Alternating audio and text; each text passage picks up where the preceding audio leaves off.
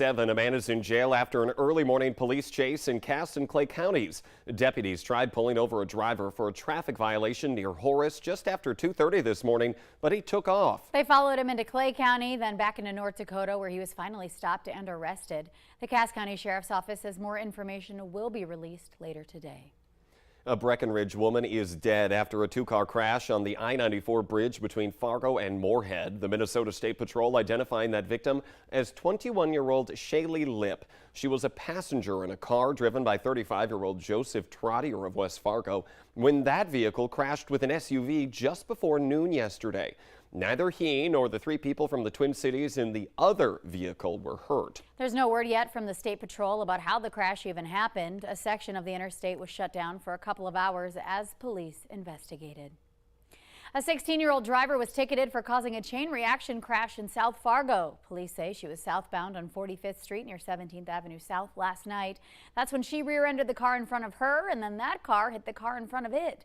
No one was hurt, but traffic was backed up for a short amount of time. Police say the teen was looking to see if the lane was a turn-in lane and then took her eyes off the car in front of her. That's when she crashed. She was ticketed for following too closely.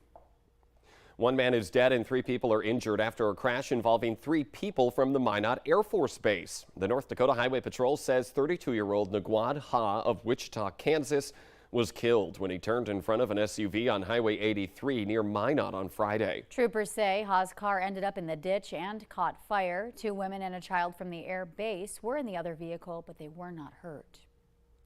People in Hudson, Wisconsin are rallying in support after the untimely death of a young officer over the weekend.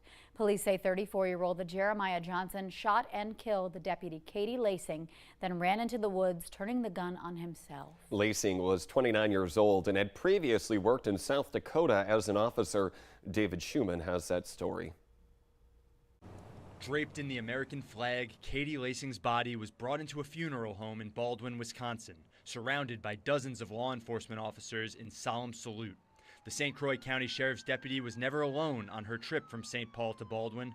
Hundreds of people lined the streets and bridges to follow the police procession. It's just a terrible thing. It's a terrible thing. So I'm here just to support our police. People are just going to come out because, we're a tight-knit group in St. Croix County, and we're going to support this officer on her way home. The Wisconsin Department of Justice says Lacing was responding to a possibly drunk driver in a ditch in Glenwood Township Saturday. She asked him to do a sobriety test, but he was, quote, evasive, and eventually pulled a gun and shot her. It is sad. I don't like it. They don't deserve to just die like that. They're just trying to keep us safe. The DOJ says Lacing fired back 3 times but missed, and the man, Jeremiah Johnson, ran into the woods. During the search, they say an officer saw Johnson shoot and kill himself. Lacing's the third Western Wisconsin officer to be killed in the line of duty in the last month. Chautauque officer Emily Breidenbach and Cameron officer Hunter Scheel were shot during a traffic stop in Barron County. I'm sick to my stomach, actually. I am disgusted with the fact that all of these officers from all of these different departments just did this 3 weeks ago. Becky Brock felt it was important to bring her daughters to see the procession. We can be supportive of the police department, of the firefighters, of the helpers, is what we call them in our house. Look for the helpers, and all of these helpers are being supportive of each other, and we're supportive of them. In St. Croix County, David Schumann, WCCO News. Lacing is the 4th officer in our region to be killed in the line of duty. Pope County, Minnesota Deputy Josh Owen died April 15th during a shooting at a domestic disturbance call in the town of Cyrus. 6:52 on our Monday morning. Let's get a check of your Fast Track forecast with Lisa Green. Good morning, Lisa. Good morning. We are looking outside at a gray day here today. If you look closely, you can just barely make out some of the buildings of downtown, but overall visibility is a little more limited here this morning thanks to the fog and the moisture in place. But also look at the green on the grass there. We're starting to green things up. The trees are starting to bud. It's definitely looking more like spring, even spring fog, which we often see in the mornings this time of year. So here's a look at our current conditions around the region. Fargo, we've got a temperature of 51, nice and mild with some cloud cover and again a little fog. Grand Forks is reporting some light rain at 48. In Thief River Falls, fog really affecting your visibility there. That's an area where we're closer to that quarter-mile range. We'll show you that in a second. Bemidji's at 47, Detroit Lakes 48, and Devil's Lake also reporting some rain showers there at 46 degrees. So the morning is starting off mild, but it is more cloudy and gray. So southeastern North Dakota, most of us are doing okay. Valley City is down to 2.5 miles visibility. We've got 1.25 mile visibility in Fergus Falls, but Mahnomen, Thief River Falls, again, we're at 1/4 mile visibility there. That's dense fog that's happening in that area. Could affect your travels this morning.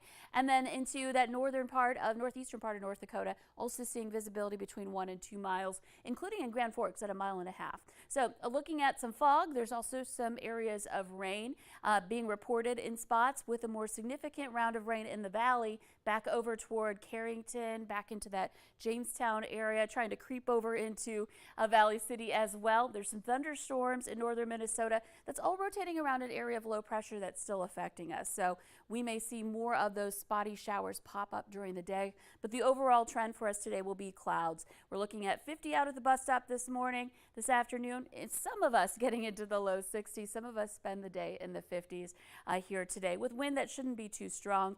And active weather through the week. We're warming up. We're getting into some 70s. By midweek, we'll be in the upper 70s, but with that comes a chance for rain and thunder, both Tuesday night and again overnight Wednesday night into Thursday. And we'll continue to watch that for you as we make our way through the week. Temperatures staying in the milder range here in your 11-day planner with more rain chances to come.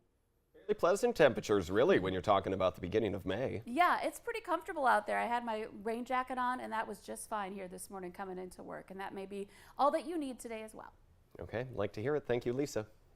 New information emerging now about a weekend mall shooting in Texas that left 8 people dead. Authorities are looking into the shooter's possible connection to cartel and prison gang members. They say he had a patch on his clothing believed to represent a right-wing neo-Nazi group. Another tragedy unfolding in Texas, this time in the border town of Brownsville.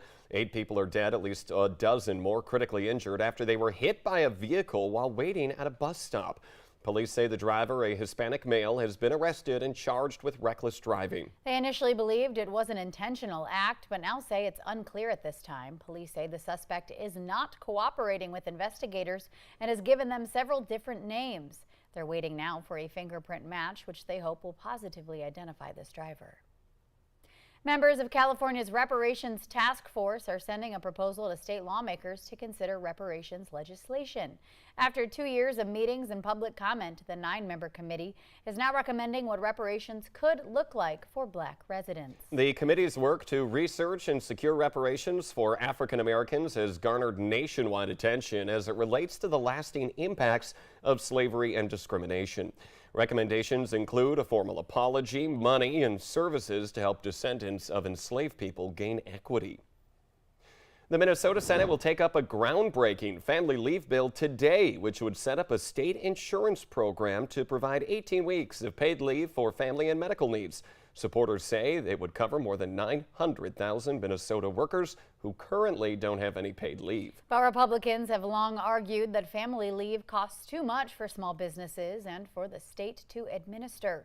And with just 2 weeks left in the session, it remains to be seen if the legislature and the governor can come to an agreement on finalizing the details on other bills, including legalizing marijuana, rebate checks for taxpayers, and a massive $1.5 billion plus infrastructure bill.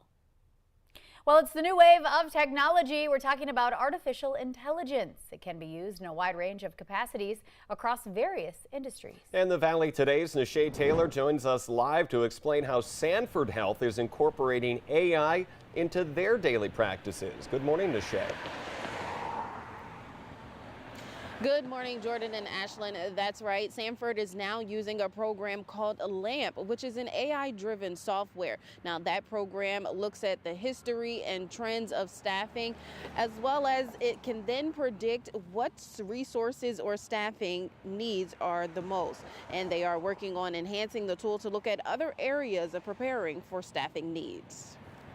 We're working on right now, which kind of tells us, you know, what is our turnover of nurses? How is our recruitment of nurses? And then what are we going to need, say, 3 months from now, 6 months from now, a year, 2 years, so that we can constantly stay on top of what is that replacement factor that we need. Well, right now the program is in the initial phases and it's pretty much a voluntary situation. But Larson says, you know, in the future, AI may be something that's needed in order to help keep their resources in track and keeping them on time as far as staffing and keeping all of that up to date. Reporting live outside of Sanford, Nashay Taylor, Valley News Live. Interesting information this morning. Thank you for that live look this morning, Nashay. It is now 6:58. Construction on the Midtown Trail along Moorhead's River Corridor is set to start today. Plans call for a concrete path from Woodlawn Park downtown to Gooseberry Park further south. Work starts near the entrance to Gooseberry. Some homeowners along 4th Street will lose access to their driveways, though, so heads up, as sidewalks and driveway approaches are being replaced. Otherwise, no traffic detours or delays are expected. The trail should be complete by the end of August.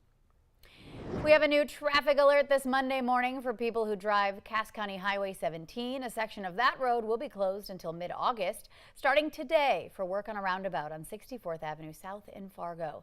This phase 1 of the project involves Highway 17 between 68th Avenue and Deer Creek Parkway. It will be closed again until August 18th. The new roundabout will be a single-lane roundabout similar to the one at 52nd Avenue South. Once completed, the next phase of construction will be replacing the existing bridge on Highway 17 just north of Riverdale Drive. Phase 2 is scheduled through the middle of October. And don't forget, traffic on southbound 25th Street South in Fargo down to 1 lane today from 12th to 13th Avenues. Workers there are doing a concrete patch repair. That project is scheduled to last all of this week. The Today Show and CBS Mornings are just about to start, but the Valley Today rolls on with more live up-to-the-minute news and weather coming up right here after the break on the Fargo CW. Otherwise, have a great day. Stay dry out there. Don't forget the umbrella in parts, and we will see you right back here tomorrow morning. Have a great week, everybody.